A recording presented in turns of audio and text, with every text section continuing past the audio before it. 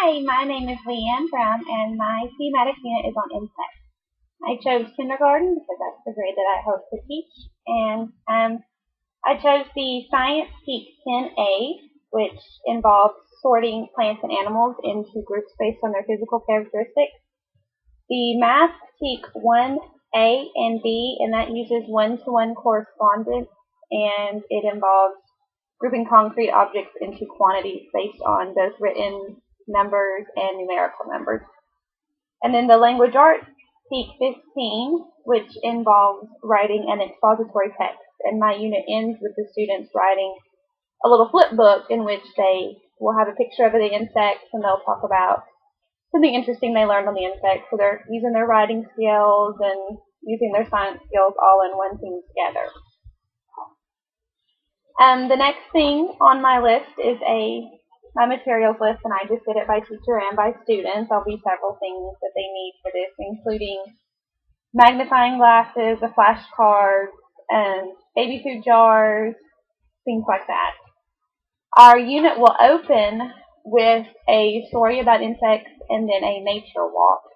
I think the students will think it's fun to try to find insects out in the natural environment, and they'll each have their own baby food jar, and they'll get to choose which insect goes in it, and we'll use those later in our Science Learning Center. So not only will they get the chance to select it on their own, but they'll get the chance to use it later on in the classroom. And I listed several literature selections that I will include in this unit. I know literature wasn't something we had to cover, but I think that you can't properly cover any topic at all in school without including literature in it. And I did a variety. I did some poetry, some nonfiction, some fiction, because I think it's our responsibility to expose the students to as many different types of literature as we can. That kind of covers the introduction to my unit. The next thing we did was the interactive board, and I have several pages on that in my notebook. But I have the board here, and I thought that would be a little bit easier for you all to see. So this is my board, and as you can see, it has a topic for insects and non-insects. And what the students would do is, this is like the introduction board, the first day, and I would call them randomly, and they would choose one of these cards, and then it would be their job to decide if it was an insect or a non-insect and slide it into the proper slot. And as we progressed and they learned more, each day the topics on these boards would change to include insects that fly, insects that don't, insects that sting, insects with hard coverings, soft coverings, just various topics, and there'll be sleeves that they'll slide those into too. And I'm going to keep each interactive board. There'll be a different board for each day, so that as it goes, they'll be able to see the things that they learned, and they'll be able to look at them for review when it comes time to do their flip books. All of that will be there for them to see. So our next topic is the Math Learning Station. And these are some photos of my Math Learning Station. It includes a book and some file folder games.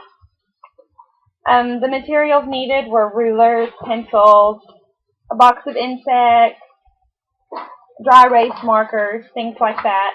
And what they're going to do at the Math Learning Station is they are going to have this file folder game that has butterflies in it. And if you'll notice, the butterflies have dots on them. And what they will have to do is, this will be laminated, and they will count the number of dots on each butterfly and then write that number in the center of the butterfly with their dry erase marker.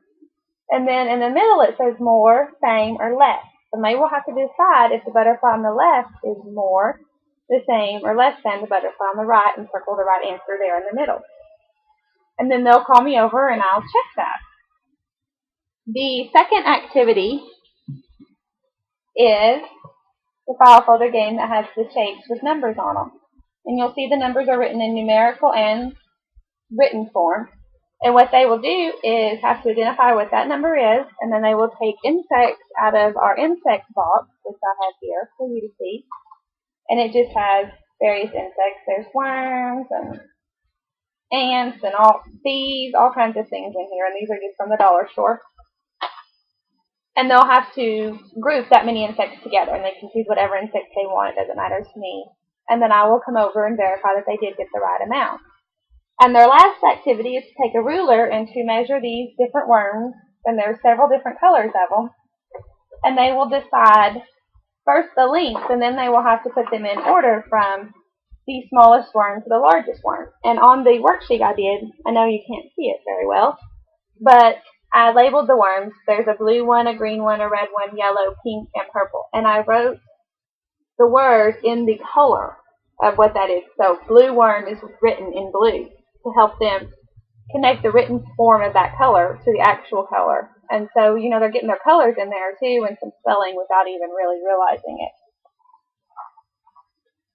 As we move on into the science station, I have several pictures of that here. There's also another book included in it and several activities. The second page of that. They will have a file folder that lists the names of several different insects. And there's a picture of the insect as well as the written word for the insect so that they can be able to see what it is and then see how to spell it. And they will have a chart with categories on it of things that we've learned. Flying insects, insects with 4 wings, insects with 2 wings, insects with hard shells, different things like that. And they will have to group these insects into the proper categories. And some of the insects will appear in more than one category, and that'll be completely fine.